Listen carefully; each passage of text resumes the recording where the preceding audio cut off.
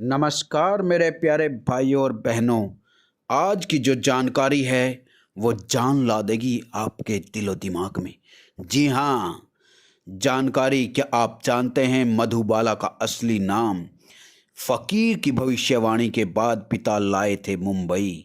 जी हाँ, Madhubala death anniversary. Bollywood में मधुबाला को एक ऐसी अभिनेत्री के रूप में याद किया जाता है जिन्होंने अपने दिलकश अदाओं और दमदार अभिनय से लगभग 4 दशक तक सिने प्रेमियों का भरपूर मनोरंजन किया। मधुबाला का मूल नाम मुमताज़ बेगम देहलवी था। उनका जन्म दिल्ली में 14 फरवरी 1933 को हुआ था।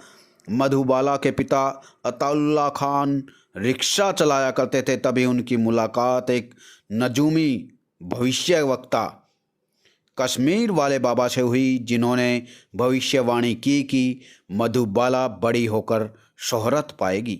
इस भविष्यवाणी को अतुल्ला खान ने गंभीरता से लिया और वह मधुबाला को लेकर मुंबई आ गई।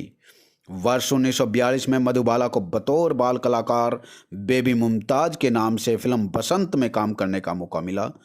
जी हाँ, आपको बता दें, बेबी मुमताज़ के सौंदर्य से अभिनेत्री देविका रानी काफ़ी मुग्ध हुई और उन्होंने उनका नाम मधुबाला रख दिया। जी हाँ, देविकी जी ने जो है उनका नाम मधुबाला रख दिया और उन्होंने मधुबाला से बॉम्बे टॉकीज की फिल्म जवार भाटा में दिलीप कुमार के साथ काम करने की पेशकश भी कर दी, लेकिन मधुबाला उस फिल्म में अपना किसी कारणवश काम नहीं कर सकी। जवार भाटा हिंदी की महत्वपूर्ण फिल्मों में से एक है।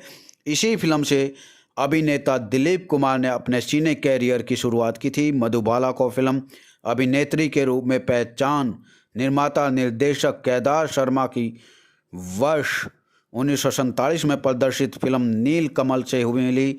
इस फिल्म में उनके अभिनेता थे अभिनेता के रूप में राज कपूर। जी हाँ, नील कमल बतौर अभिनेता राज कपूर की पहली फिल्म थी। भले ही नील कमल फिल्म सफल नहीं रही, लेकिन इससे मधुबाला ने बतौर अभिनेत्री अपने सिने कैरियर की शुरुआत कर दी। वर्ष 1949 तक मधुबाला की कई फिल्में प्रदर्शित हुई, लेकिन इनसे उन्हें कुछ खास फायदा नहीं हुआ। और आपको बता दें कि वर्ष 1949 में बॉम्बे टॉकीज के बैनर तले बनी निर्माता अशोक कुमार की फिल्म महल मधुबाला के सिने कैरियर में महत्वपूर्ण फिल्म साबित हुई।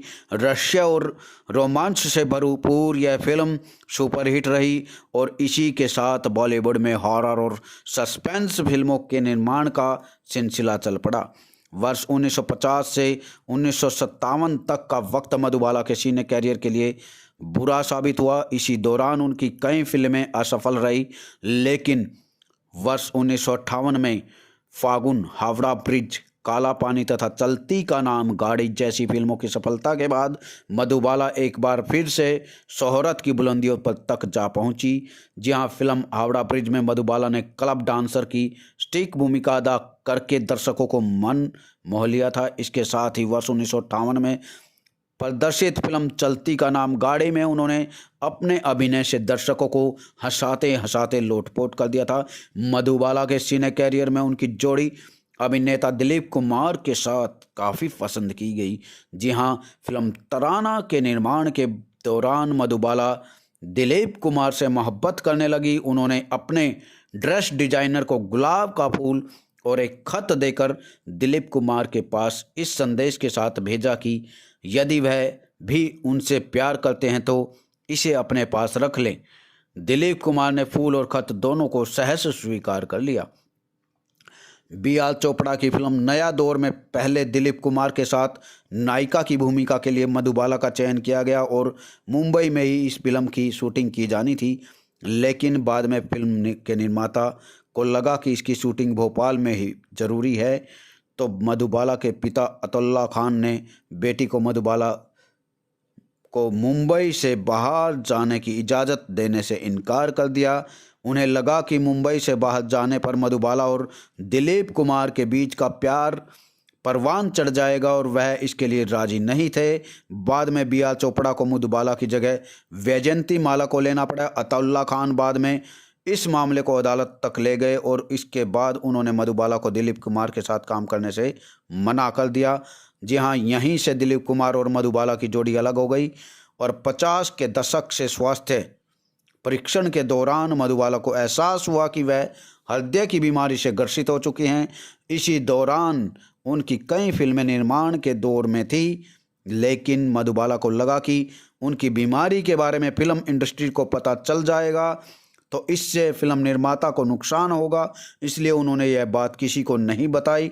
उन दिनों मधुबाला के आसिफ की फिल्म मुगले आजम की शूटिंग में व्यस्त थी और मधुबाला की तबीयत काफ़ी ख़राब रहा करती थी। मधुबाला अपनी नफासत और रजाकत को कायम रखने के लिए घर में उबले पानी के सिवाय जी हाँ कुछ नहीं पीती थी और उन्हें जैसलमेर के रेगिस्तान में कुएं और पोखरे का गंदा पानी तक पीना पड़ा।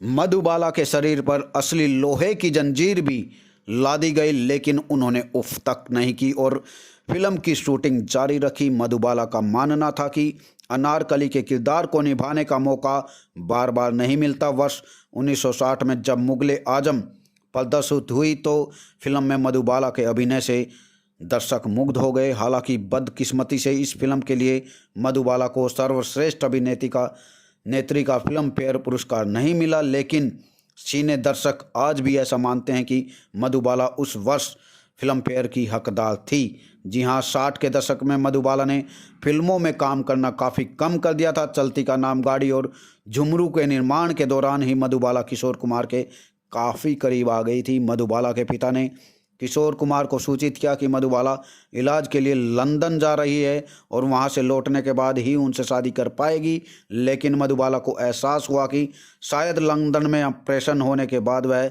जिंदा नहीं रह पाए और यह बात उन्होंने किशोर कुमार को बताई।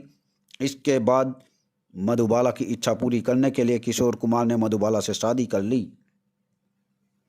शादी के बाद मधुबाला की तबीयत और ज़्यादा खराब रहने लगी। हालांकि इस बीच उनकी पासपोर्ट, जुमरू, बॉयफ्रेंड, हाफ टिकट और शराबी जैसी फिल्में जो है प्रदर्शित हुई। वर्ष 1964 में एक बार फिर से मधुबाला ने फिल्म इंडस्ट्री की ओर रुख किया, लेकिन फिल्म चालक के पहले दिन शूटिंग में मधुबाला बेहोश हो गई और बाद में यह फिल्म बंद कर देनी पड़ी। अपनी दिलकश अदाओं से दर्शकों के दिल में खास पहचान बनाने वाली मधुबाला 23 फरवरी 1969 को इस दुनिया से अलविदा कह गई। जी हाँ दोस्तों, बड़ी ही दुखद खबर थी ये। और दोस्तों, कैसी लगी हमारी ये आज की ये जानकारी? ऐसी ही दिग्गज जानकारी जानने के लिए हमारे चैनल को अभी ज़्यादा से ज़्यादा सब्सक्राइब करें और शेयर करें। Thank you all of you. Thank you watching for this video. Thank you.